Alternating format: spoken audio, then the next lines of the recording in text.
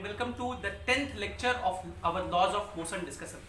In the last lecture we ended our discussion with the discussion of HCV and we were discussing question number 41. So let's start our discussion with question number 41 only. 41 number question करते हैं HCV का. HCV question number 41 और ये question एक बहुत important question है. इसमें जो रिजल्ट आएगा वो रिजल्ट बहुत मायने रखता है. वो रिजल्ट बहुत बार हमें फिजिक्स में मिलेगा और उस रिजल्ट को हम लोग याद भी रखेंगे. इसलिए याद रखेंगे क्योंकि एक बार तो नीट में पिछले 2017 में नीट में डायरेक्ट वो रिजल्ट पूछ दिया गया था और उस रिजल्ट से बहुत सारे डिफरेंट क्वेश्चंस भी बनते हैं, वो भी हम लोग सीखेंगे. So the question is, question number 41 ये है कि a car is speeding up on a horizontal road with an acceleration a. एक कार है और ये कार हॉरिजॉन्टल रोड पर ए एक्सेलरेशन से चल रहा है. ये देखिए हम लोग कार बना देते हैं और ये कार इस हॉरिजॉन्टल रोड पर ए एक्सेलरेशन से चल रहा है. ठीक है भैया. आगे क्या कह रहा है? Consider the following situation in the car. दो सिचुएशन आपको कंसिडर करने कह रहा है. पहला सिचुएशन है कि a ball is suspended from the ceiling through a string and is maintaining a constant angle with vertical. अगर आप कभी कार में देखे होंगे तो जब कार कांस्टेंट स्पीड से चलता है ना, तो कार में अगर कुछ फैंटम वगैरह लटका देते हैं लोग, वो टार्जन द वंडर कार में लटका हुआ था, तो अगर कांस्टेंट स्पीड से चले, कांस्टेंट स्पीड से मतलब एक्सेलरेशन 0, तब ये चीज वर्टिकल रहेगा. लेकिन अगर कोई एक्सेलरेट करेगा ना तो ये चीज थोड़ा पीछे हो जाता है. अगर एक्सेलरेशन कांस्टेंट हो तब ये पूरा एक कांस्टेंट एंगल पे इस तरह से मेंटेन रहेगा. ये चीज आप फील भी कर सकते हो. इमेजिन करो कि एक बस कांस्टेंट स्पीड से चल रहा है, आप उसमें खड़े हो, ठीक है. अचानक से अगर बस एक्सेलरेट करे तो आप पीछे जाते हो कि नहीं? तो सिमिलरली वो चीज पीछे चला जाएगा बिकॉज ऑफ इनर्शिया. और अगर ये एक्सेलरेशन कांस्टेंट है तो ये एक कांस्टेंट एंगल से इस तरह से मूव करेगा. ठीक है. ये एंगल थीटा होगा वर्टिकल से और इस कांस्टेंट एंगल से ये आगे बढ़ेगा. आपको इस थीटा और ए में रिलेशन बताना है. ठीक है. अगर ए दिया हो तो थीटा निकालना पूछा जा सकता है, या थीटा दिया हुआ है तो ए पूछा जा सकता है. इस पार्टिकल का हम लोग मास m ले लेते हैं और मान लेते हैं कि एक पढ़ा लिखा आदमी रोड पे खड़ा है, बहुत फिजिक्स का जानकार है, यही एफबीडी बनाएगा, यही इक्वेशन भी दिखेगा, यही सिचुएशन को एनालाइज भी करेगा. ये कहेगा कि दुनिया में अभी तक 3 फोर्स होते हैं, 3 ही फोर्स पढ़े हैं, एक तो mg, एक तो नॉर्मल, एक तो टेंशन. इस पर mg नीचे लगेगा, नॉर्मल नहीं लगेगा क्योंकि किसी सरफेस के साथ कांटेक्ट नहीं है, टेंशन T रहेगा. मैकेनिक्स के किसी भी क्वेश्चन को सॉल्व करने का पहला स्टेप होता है draw free body diagram, draw FBD. FBD बना लिए, फोर्सेस दिखा लिए. Step 2, take 2 perpendicular axis. दूसरा स्टेप क्या होता है? 2 परपेंडिकुलर एक्सिस लेना है. इसमें भी रूल है. पहला एक्सिस उधर की तरफ लेते हैं जिधर बॉडी मोशन में है. ये पार्टिकल किधर मूव कर रहा है? देखिए इसकी आदमी क्या देखेगा कि ये कार आगे बढ़ रहा है ए से, ये पार्टिकल भी इसी कार के साथ बंधा हुआ है, ये पार्टिकल भी आगे बढ़ रहा है ए से. तो पहला एक्सिस आप इस तरह से हॉरिजॉन्टल लेंगे, तो जिधर मोशन हो रहा है उधर पहला एक्सिस लेंगे. ठीक है. और दूसरा इसके परपेंडिकुलर. तो एक अगर हॉरिजॉन्टल हो गया तो दूसरा वर्टिकल. पहला step draw FBD. Step number 2, take 2 perpendicular axis, one along the motion and other perpendicular to motion. Step 3, leave the forces along the axis as it is. मतलब जो फोर्स एक्सिस के along हैं उनको as it is छोड़ देना है. ठीक है. कुछ नहीं करना है. Step 4, break the force into component if not along the axis. वह फोर्स जो एक्सिस के along नहीं है उसको कंपोनेंट में ब्रेक कर दीजिए. ये टेंशन एक्सिस के लॉन्ग नहीं है, एक्सिस ऐसे है, ये इसके लॉन्ग नहीं है, इसलिए इसको कंपोनेंट ब्रेक कर देंगे. ये थीटा तो ये एंगल भी थीटा, टी का ऊपर की तरफ कंपोनेंट टी कॉस थीटा और इधर की तरफ टी साइन थीटा. और आखिरी स्टेप 5, इक्वेशन लिखना. जिधर बॉडी मोशन कर रहा है उधर की तरफ हम लोग इक्वेशन लिखते हैं F = ma. ये बॉडी इधर मोशन कर रहा है, ये फोर्स कितना है टी साइन थीटा, ये हो गया force is equals to mass into acceleration ma. First equation. दूसरा इक्वेशन क्या लिखते हैं, जिधर बॉडी मोशन नहीं कर रहा, मतलब परपेंडिकुलर टू मोशन, ये मोशन है, उसके परपेंडिकुलर कोई मोशन नहीं है, नेट फोर्स जीरो, मतलब जितना फोर्स ऊपर उतना ही फोर्स नीचे। So this will be T cos theta is equals to mg। इन दोनों को डिवाइड कर दीजिए, so we will get tan theta is equals to a by g। ठीक है, तब a is equals to g tan theta. अगर a पूछे तो वो होता है g tan थीटा। आगे सब लोग ये बात याद रखिए, क्योंकि ये इक्वेशन अभी बहुत बार मिलेगा, आज के लेक्चर में ही 2-3 बार मिल जाएगा। a is equals to g tan theta. आपसे वैसे इस सवाल में a दिया हुआ था, थीटा पूछा था, अगर थीटा पूछे तो आप tan को उधर भेज दीजिए, tan inverse a by g लिखेंगे। ठीक है, इस क्वेश्चन का दूसरा पार्ट समझते हैं। दूसरे पार्ट में कहा है कि अभी भी ये कार है,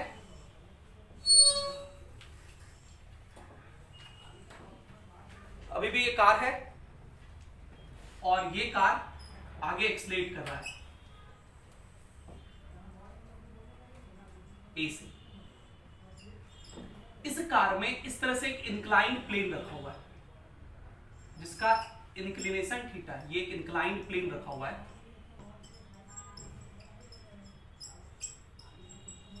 जिसका इंक्लिनेशन थीटा है, और इसके ऊपर एक ब्लॉक रख दिया, ये ब्लॉक जिसका मास m।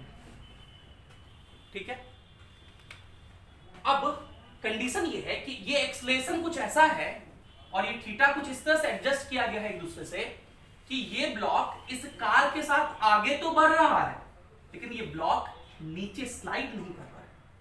The block is not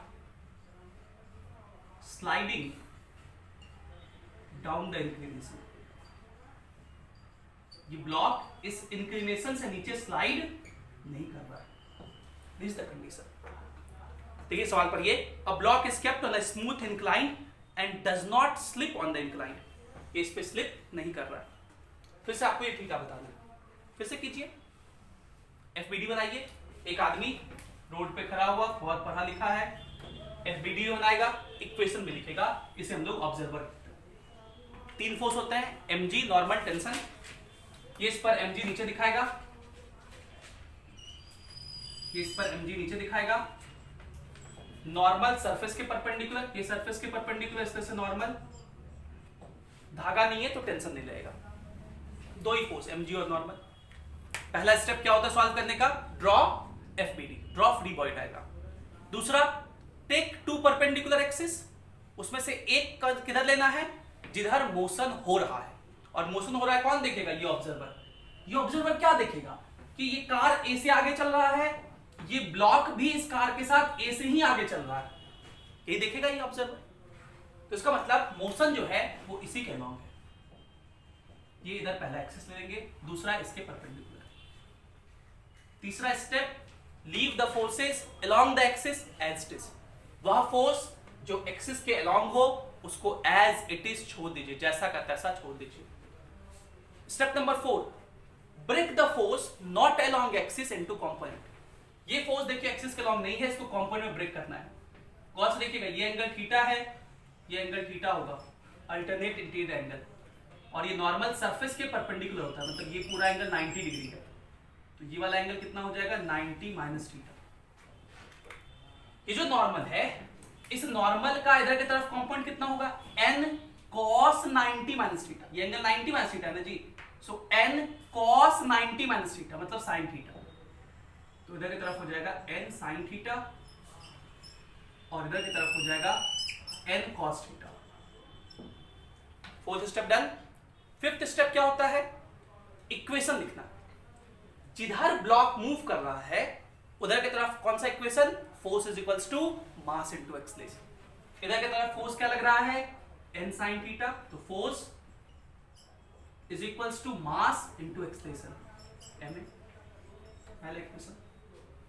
जिधर मोशन नहीं हो रहा मतलब परपेंडिकुलर टू मोशन, उधर मोशन नहीं हो रहा है मतलब नेट फोर्स 0, जितना फोर्स ऊपर उतना ही फोर्स नीचे, मतलब n cos theta is equals to mg। ये दूसरा इक्वेशन डिवाइड कर दीजिए, तो tan theta is equals to a by g, फिर से a is equals to g tan theta, और अगर थीटा पूछता तो tan inverse a by g। इस क्वेश्चन में आपसे थीटा ही पूछा था और बाकी ये a is equals to g tan theta.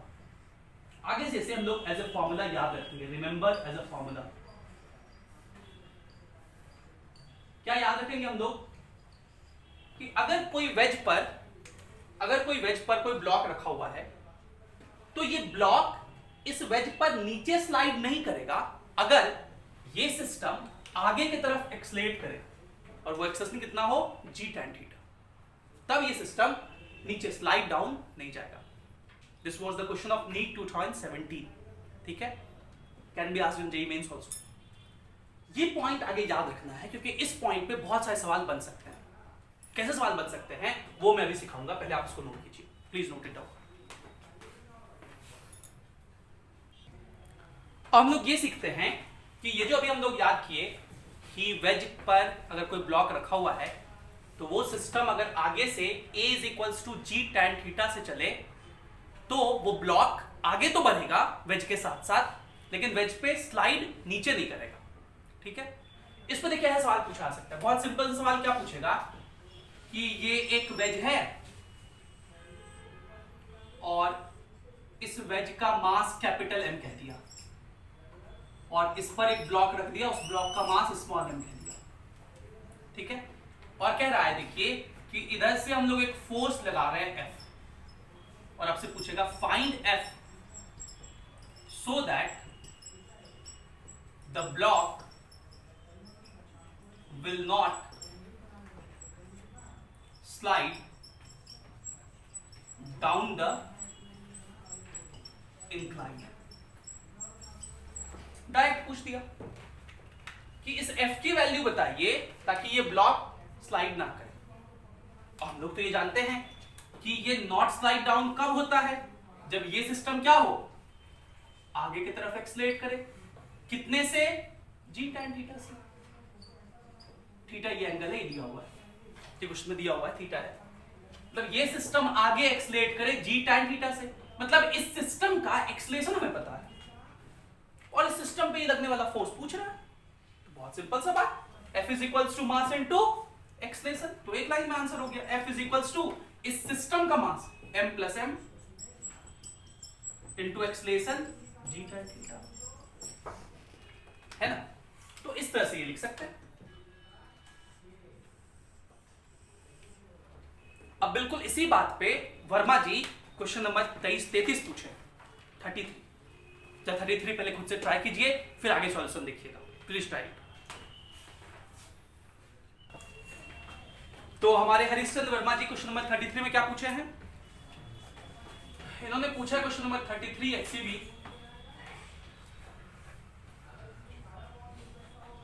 कि देखिए ये एक टेबल है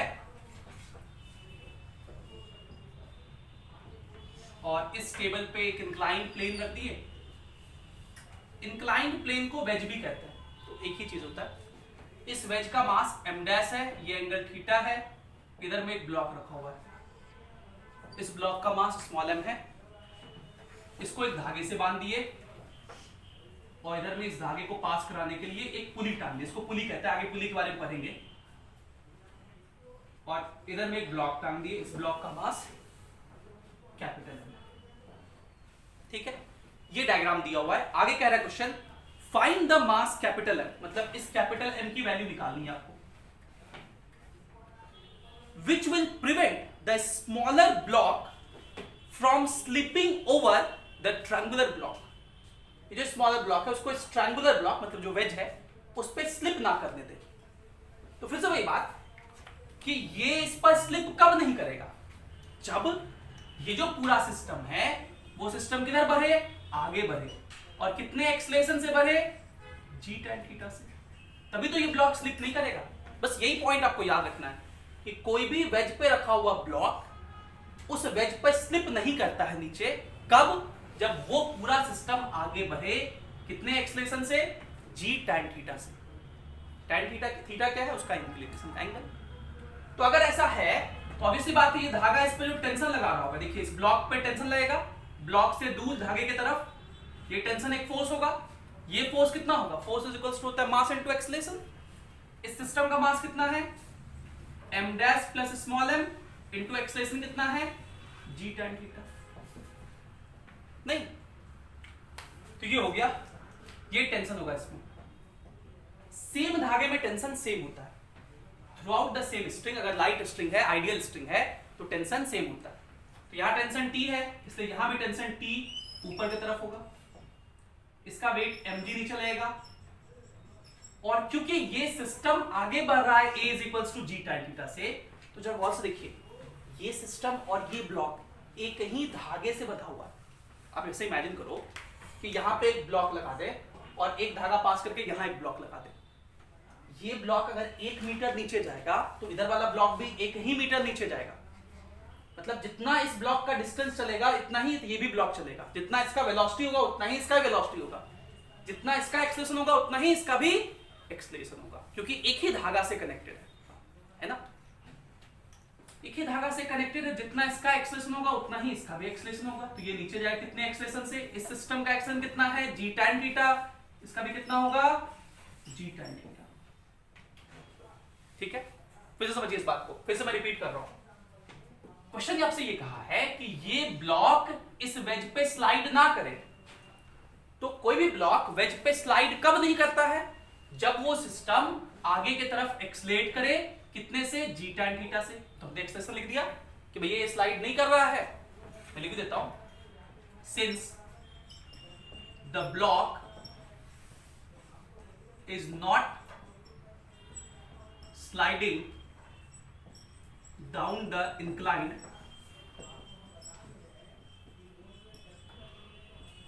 hence a is equals to g tan theta.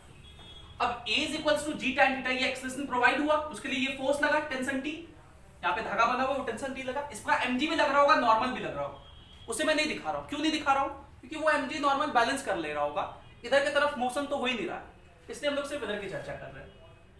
और ये टेंशन T कितना होगा, तो भाई फोर्स दिख रहा है, फोर्स क्या होता है मास इनटू एक्सेलरेशन, तो लिख दी टेंशन।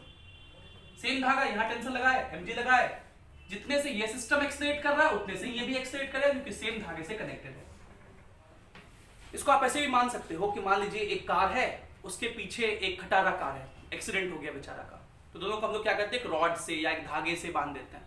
अब आगे वाला कार जितने एक्सेलरेशन चलेगा ये इसको भी उतने से ही खींचेगा, है ना। तो अब ये ब्लॉक नीचे जा रहा है, इक्वेशन लिखिए, ब्लॉक इधर जाता है, उधर की तरफ के फोर्स को पहले लिखते हैं, तो क्या लिखेंगे, mg minus t is equals to mass into acceleration mg tan theta. हम लोग को इसी m का वैल्यू निकालना है, तो हम लोग क्या करते हैं, इसको इधर भेज देते हैं और mg कॉमन ले लेते हैं, तो 1 minus tan theta is equals to क्या हो जाएगा t। तो m का वैल्यू हो जाएगा t बाय ये, और t पता है हम लोग को m dash plus m into g tan theta by g times of 1 minus tan theta. तो अब देखिए ये स्मॉल g से ये स्मॉल g कट जाएगा, और अगर आप चाहो तो ऊपर नीचे tan थीटा से डिवाइड कर दो, आंसर उसी फॉर्म में दिया, इसलिए ऊपर में भी tan थीटा से डिवाइड कर दो, नीचे में भी tan थीटा से डिवाइड कर दो। तो ऊपर वाला tan थीटा निपट गया, ऊपर बचा रह गया capital M plus small m, और नीचे में tan थीटा से डिवाइड करेंगे तो 1 बाय tan थीटा, पहले cot थीटा हुआ करता था, शायद अभी भी होता होगा, minus tan theta by tan theta 1। तो ये इस कैपिटल M का आंसर, ये इस कैपिटल M का वैल्यू हो गया। सो आई होप आपको ये समझ में आ गया होगा कि कैसे इस पॉइंट का यूज किया जाता है, a is equals to g tan theta. तो ये आज का एक कॉन्सेप्ट रहा जिसको आपको याद करना है, याद रखना है, और उस पर कैसे सवाल बनाना है वो भी।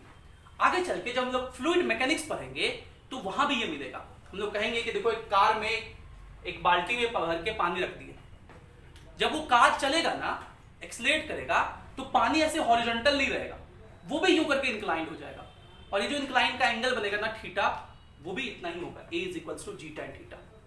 ठीक है, तो इस तरह से कोरिलेट करके हम लोग चीजों को याद रखेंगे, वहां मैं इन चीजों को वापस से रिवाइज भी करवाऊंगा। अभी इसको लिखिए, एक क्वेश्चन और करेंगे, प्लीज नोट इट डाउन। तो अगला सवाल करते हैं हम लोग। अगले सवाल में, ये मेरा वन ऑफ द फेवरेट सवाल है, और सब लोग ट्राई कीजिएगा अच्छे से क्वेश्चन लिख करके, और फिर आगे वीडियो पॉज करके तब सॉल्यूशन देखना है। पहले खुद से ट्राई कीजिए, ये इजी क्वेश्चन है लेकिन मेहनत करना है इसमें और समझ के आंसर निकालना है। एक बात मैं हमेशा कहता हूं कि मैक्सिमम क्वेश्चन सॉल्व नहीं करना है, लेकिन मैक्सिमम क्वेश्चन जो सॉल्व करना है उसको समझ के करना है कि हम ये कर रहे हैं क्यों कर रहे हैं, उसका लॉजिक होना चाहिए। बहुत सारे बच्चों को मैंने देखा है कि सब लोग कहते हैं भाई 500 1000 क्वेश्चन सॉल्व करो, किए जा रहे क्वेश्चन सॉल्व और आंसर तक पहुंच भी गए, लेकिन लॉजिक सही नहीं होता है, और लॉजिक सही नहीं होने से ये बहुत गलत है आगे, क्योंकि क्वेश्चन वही आए ऐसा कोई जरूरी नहीं है ना। यहां तो आपको प्रैक्टिस कराया जा सकता है। माई जॉब इज सिंपल, मैं आपको हर वो कुछ सिखा सकता हूं जो फिजिक्स में है। मैं फिजिक्स को इंटरेस्टिंग बना सकता हूं, आपको सब समझ में आने लगेगा, आप फिजिक्स से प्यार करने लगोगे। लेकिन इसका मतलब ये नहीं कि दूसरे सब्जेक्ट को छोड़ दिए, उसको भी इक्वली इंपॉर्टेंस देना है, लेकिन प्रैक्टिस करना है और प्रैक्टिस समझ के करना है। जैसे मैं एक एक बात को कहता हूं कि ऐसा क्यों किए, ऐसा क्यों दिखाए, हर स्टेप को मैं रिपीट करता हूं कि 5 स्टेप थे, ऐसे ऐसे स्टेप करके सॉल्व किए। इन सारी चीजों को समझना और हर क्वेश्चन को ऐसे ही करना, सिर्फ रट के नहीं। और वैसे अगर इसको कीजिएगा तो बिल्कुल ये सवाल बनेगा, और वही चीज मेरा काम है सिखाना। ये एक वेज है, अगर वेज में चक्का लगा देना तो इसको काट भी कहते हैं, काट इस तरह से, ट्रॉली, ट्रॉली या काट। तो देखियो फ्लिपकार्ट या अमेजन पे अगर आप लोग कुछ शॉपिंग करते होंगे तो उसमें लिखा था इन योर कार्ट क्या है, या फिर कहीं मॉल में जाके शॉपिंग करें तो वो कार्ट देता है, आपको ट्रॉली देता है, तो वो इसी शेप का होता है। इस कार्ट के ऊपर एक यूं करके ब्लॉक रखा हुआ है, इस ब्लॉक का मास स्मॉल m है, और एक धागा यूं करके इस लाइन के पैरेलल, इस लाइन के पैरेलल इस वॉल से बंधा हुआ है, ठीक है।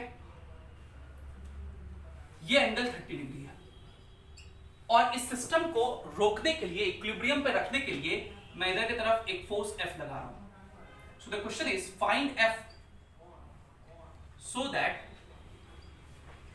the system will remain in equilibrium. In equilibrium. Equilibrium का मतलब होता है नेट फोर्स 0। इक्विलिब्रियम जब भी वर्ड मिले इसका मतलब नेट फोर्स 0। पहले आप खुद से ट्राई कीजिए, एफपीडी बनाइए, फिर वीडियो के आगे सॉल्यूशन पार्ट को देखिए। तो इसको सॉल्व करने के लिए हम लोग सबसे पहले इस ब्लॉक का एफबीडी बनाएंगे। सबसे पहले इस ब्लॉक का एफबीडी बनाएंगे। तो पहले हम लोग क्या बना रहे हैं, एफबीडी ऑफ ब्लॉक। दुनिया में कितने फोर्स होते हैं, 3 पढ़े अभी हम लोग, तो 3 ही याद रखेंगे। एक तो mg नॉर्मल टेंशन, इसका वेट mg नीचे रहेगा वर्टिकली डाउनवर्ड, इस पे नॉर्मल ऐसे रहेगा सरफेस के परपेंडिकुलर, और देखिए ये धागा से ही बना हुआ है तो इस पे टेंशन T ऐसे लगेगा, ये लगा दिए। और अगर कोई एक्सटर्नली फोर्स लग रहा हो तो उसको भी लगाना है। एक्सटर्नली इस पे कोई फोर्स नहीं लग रहा है, ये जो F लग रहा है ना वो इस कार्ट पे लग रहा है, ब्लॉक पे नहीं लग रहा। फोर्स कहां लग रहा है वो भी बहुत मायने रखता है। बहुत बच्चे इस क्वेश्चन को सॉल्व कर देते हैं, ये F यही लगा दिए, सर आंसर तो आया ना गया। अरे भैया वो F इस पे थोड़ी लग रहा है, ये F इस कार्ट पे लग रहा है, तो वो जब कार्ट की एफबीडी बनाएंगे तब निकाल सकते हैं उसको। इस ब्लॉक पर बस यही 3 फोर्स लग रहा है, बस यही 3 फोर्स आपको दिखाना है। पहला स्टेप एफबीडी कंप्लीट हो गया। Step 2, take 2 perpendicular axis, 2 perpendicular axis लेना होता है। एंड उसमें रूल क्या था कि अगर ब्लॉक का मोशन हो रहा है तो जिधर मोशन हो रहा है उधर एक एक्सिस, दूसरा उस एक्सिस के परपेंडिकुलर। लेकिन अगर ब्लॉक का मोशन नहीं हो रहा है then you can take any 2 perpendicular axis, तब आप कोई भी 2 परपेंडिकुलर एक्सिस ले सकते हैं। हम लोग होशियार हैं इसलिए हम लोग 2 ऐसे लेंगे, एक अलोंग द इंक्लिनेशन, दूसरा परपेंडिकुलर टू इंक्लिनेशन, क्योंकि इस होशियारी से हम लोग कामचोर बन जाएंगे, और कामचोर बनना अच्छी बात है, इससे हम लोग का मेहनत घट गया। क्योंकि 2 एक्सिस ऐसे लेने से 2 फोर्स एक्सिस के अलोंग हो गए, क्योंकि तीसरा स्टेप कहता है कि leave the forces along the axis as it is, मतलब इस नॉर्मल टेंशन के साथ कोई छेड़खानी नहीं कीजिए, इनको एज इट इज छोड़ दीजिए। जो फोर्स एक्सिस के लॉन्ग नहीं हो उसको कंपोनेंट में ब्रेक करना है। ये mg, ये 30 डिग्री, ये 90, ये एंगल कितना हो जाएगा 60, और ये पूरा 90 है तो ये हो जाएगा 30। ठीक है, वैसे हम लोग याद भी कर चुके हैं कि अगर ये एंगल थीटा है ना तो mg का इधर की तरफ mg sin थीटा होता है, इधर cos थीटा होता है। क्यों होता है देखो, ये mg ये 30 तो इधर हो जाएगा mg cos 30, mg cos 30, क्योंकि 30 डिग्री इधर है ना, हमेशा एक्सिस से एंगल देखना होता है, तो mg cos 30, इधर की तरफ mg sin 30, और sin 30 पहले हाफ हुआ करता था, अभी भी शायद वही होता होगा, तो mg/2 cos 30 √3/2, तो ये √3/2 mg। ये सिस्टम पूरा पूरा इक्विलिब्रियम में है, मतलब ये ब्लॉक भी इक्विलिब्रियम में है, मतलब जितना फोर्स ऊपर उतना ही फोर्स नीचे। ऊपर फोर्स कितना है n, इधर कितना है √3/2 mg। तो अगर आपसे पूछता कि ब्लॉक पर वेज कितना नॉर्मल लगा रहा है, then your answer should be √3/2 mg। जितना फोर्स इधर उतना ही फोर्स इधर, तो t का वैल्यू mg/2। अगर आपसे पूछता कि टेंशन इन द स्ट्रिंग कितना है, तो आंसर होता है mg/2। So this is normal on block by काट, and this is tension in string. ये दोनों भी पूछा जा सकता था आपसे, लेकिन मैंने ना तो टेंशन इन स्ट्रिंग पूछा है, ना ही ये नॉर्मल ऑन द ब्लॉक पूछा है, और अभी तक यही दो आंसर आया इस ब्लॉक के एफबीडी बनाने से। मैंने क्या पूछा है, एफ, इस फोर्स को, और ये फोर्स किस पे लग रहा है, इस काट पे लग रहा है। तो अब हम लोग इस काट का एफबीडी बनाएंगे। अब में से कोई ये कह सकता है कि सर पहले से ही जब हम लोग को दिख ही रहा था ना ये फोर्स काट पे लग रहा है, तो पहले से काट का ही बना लेते, ब्लॉक का काहे बनाया, काहे टाइम बर्बाद किए। टाइम बर्बाद नहीं हुआ है, उसका यूज है, आगे अभी देखेंगे क्यों यूज है। चलिए काट का एफबीडी बनाते हैं, बहुत इंपॉर्टेंट है काट का एफबीडी बनाना, क्योंकि अभी तक हम लोग सिर्फ ब्लॉक का एफबीडी बनाना सीखे हैं। काट का एफबीडी बनाने में बहुत लोगों से गड़बड़ी हो जाता है, इसलिए ये गड़बड़ी ना हो ये सीखिए। देखिए एकदम क्रिस्टल क्लियर रखना है, काट का मतलब काट, उसके साथ और कुछ नहीं। काट का मतलब इतना पार्ट, ये जो इंक्लाइंड प्लेन है ये चक्का, बस इतना ही। तो मैंने इतना ही दिखाया है। इधर में एक ब्लॉक था, उसको मैं डॉटेड से दिखा देता हूं, क्योंकि ये ब्लॉक इसके कांटेक्ट में है। ठीक है, हम लोग क्या बना रहे हैं, एफबीडी ऑफ काट। ये अपने आप से सवाल पूछना है कि हम लोग क्या बना रहे हैं, एफबीडी ऑफ काट। तो काट पे लगने वाले फोर्स दिखाएंगे। इस काट का कुछ मास होगा, कैपिटल एम मान लेते हैं, दिया हुआ नहीं है, मान लिए कैपिटल एम, मतलब इसके फॉर्म में आंसर नहीं आना चाहिए क्योंकि हम अपने से माने। तो इसका वेट mg नीचे रहेगा, ये सरफेस इस पे नॉर्मल लगाएगा, क्योंकि दो चक्का कांटेक्ट में है, दोनों चक्का पे नॉर्मल रहेगा, हम एक ही साथ लगा दिए। एन डैश, क्योंकि एक n ऑलरेडी लिख चुके हैं ना इसको, तो एक तो इस पर mg लगेगा, दूसरा इस पे नॉर्मल। नॉर्मल वहां लगेगा जहां जहां कांटेक्ट है। तो दो चक्के में कांटेक्ट था, तो दोनों के बदले हम एक ही नॉर्मल दिखा दिए, क्योंकि दोनों सरफेस सही था। दूसरा, इस काट का इस ब्लॉक के इस वाले सरफेस से कांटेक्ट है, तो इस काट ने ब्लॉक पर नॉर्मल ऊपर लगाया था, काट ने ब्लॉक पर नॉर्मल ऊपर लगाया था, ब्लॉक जो होगा वो काट पे नॉर्मल इस तरह से परपेंडिकुलरली इधर लगाएगा। For every action there is an equal and opposite reaction. So this is normal on the cart by the block. और मैंने आपको कहा था कि न्यूटन्स थर्ड लॉ के दो फोर्स एक दूसरे को कभी कैंसिल नहीं करते। Why? Because they act on two different bodies. इसलिए एफबीडी में कभी भी दोनों नॉर्मल नहीं दिखता है, क्योंकि एफबीडी में फोर्सेस कैंसिल होते हैं, because FBD is the representation of forces acting on the body. एक ही बॉडी पर लगने वाले सारे फोर्सेस को दिखाते हैं, तो वो कैंसिल आउट हो जाते हैं। लेकिन ये जो दो नॉर्मल है, काट ने ब्लॉक पे लगाया, ब्लॉक ने काट पे लगाया, दोनों अलग अलग बॉडी पे लग रहा है, इसलिए हम लोग सिर्फ यही नॉर्मल देखते हैं हमेशा, क्योंकि ये ब्लॉक पे लग रहा है। काट पे लगने वाला नॉर्मल तब दिखेगा जब काट का एफबीडी बनाएंगे। वो देखिए आपको यहां दिख रहा है, और इस नॉर्मल की वैल्यू क्या होगी ये हम लोग निकाल चुके हैं। ये यूज था पहला वाले का, ये होगा √3 mg/2। तो इस काट का दो कांटेक्ट था, एक ये सरफेस से, तो उसके बदले नॉर्मल दिखा दिए, इस ब्लॉक से उसके बदले नॉर्मल दिखा दिए। अब क्या इस काट से कोई धागा बंधा हुआ है? गौर से देखिए, ये जो धागा था ना वो इस ब्लॉक से बंधा हुआ था, काट से नहीं। काट से देखिए कहीं भी धागा नहीं बंधा हुआ, मतलब कोई टेंशन नहीं। तीन ही फोर्स होता है, एक तो mg, एक तो नॉर्मल, एक तो टेंशन। mg लगा दिए, नॉर्मल लगा दिए, टेंशन लग ही नहीं रहा है। एक को एक्सटर्नल फोर्स F लग रहा था, वो भी लगा देते हैं, लिख लीजिए ऐसा। FBD complete. 50% क्वेश्चन सॉल्व हो जाता है अगर FBD आप सही से बना लिए तो। 50 क्या 60-70% मान लीजिए क्वेश्चन सॉल्व हो जाता है अगर आप सही से समझ के FBD बना लिए तो।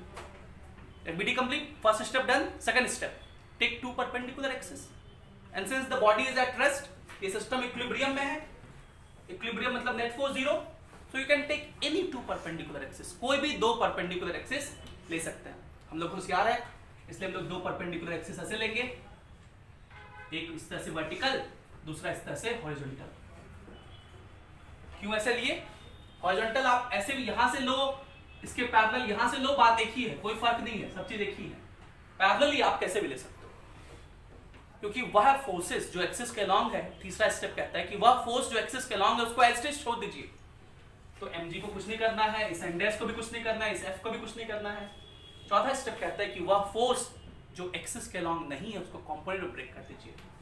ये जो नॉर्मल है वो कुछ यूं करके है, ये हॉरिजॉन्टल या वर्टिकल में नहीं है, तो उसको कंपोनेंट में ब्रेक कर देंगे हम लोग। ध्यान से देखिए, ये एंगल 30, ये 90 डिग्री, ये हो जाएगा 60, पूरा 90, तो ये हो जाएगा 30। तो ये जो नॉर्मल है n, इस नॉर्मल का इधर की तरफ कंपोनेंट हो जाएगा n, थीटा एंगल पे cos थीटा, तो n cos 30, n cos 30, और इस n का इधर की तरफ कंपोनेंट हो जाएगा n sin 30। n का वैल्यू मेरे को पता है √3 mg/2 और cos 30 होता है √3/2, cos 30 होता है √3/2, तो ये हो जाएगा 3/4 mg, 3/4 mg। और इधर चलिए, ये सही किए हैं, cos 30 √3/2, ये √3 mg/2, √3 हो गया, ठीक है। इधर चलिए n sin थीटा, n कितना है √3/2 mg और sin 30 1/2 होता है, तो ये √3 mg/4 हो गया, ठीक है। अब ये काट रुका हुआ है, मतलब जितना फोर्स ऊपर उतना ही फोर्स नीचे, ऊपर फोर्स है n डैश, नीचे ये सब, तो इस ना ही मुझे n डैश निकालना है, ना ही मुझे मास पता था, मतलब इस डायरेक्शन में मोशन को लिखने का कोई फायदा नहीं है। अगर मास दिया होता और ये नॉर्मल पूछता तो हम लोग इधर की तरफ इक्वेशन लिखते, n डैश का वैल्यू mg प्लस ये लिख देते, ठीक है। हमें ये f पूछा है, तो भाई ये ब्लॉक इधर भी नहीं मूव कर रहा है, तो जितना फोर्स उधर उतना ही फोर्स इधर, इधर कितना है f, और इधर कितना लग रहा है √3 mg/4।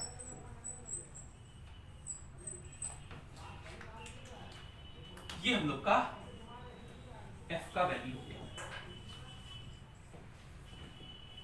आई होप आपको इस क्वेश्चन के हेल्प से FBD क्लियर हो गया होगा कि कैसे हम लोग FBD बनाते हैं, और हर क्वेश्चन को इसी कॉन्सेप्चुअल अंडरस्टैंडिंग से सॉल्व करना है।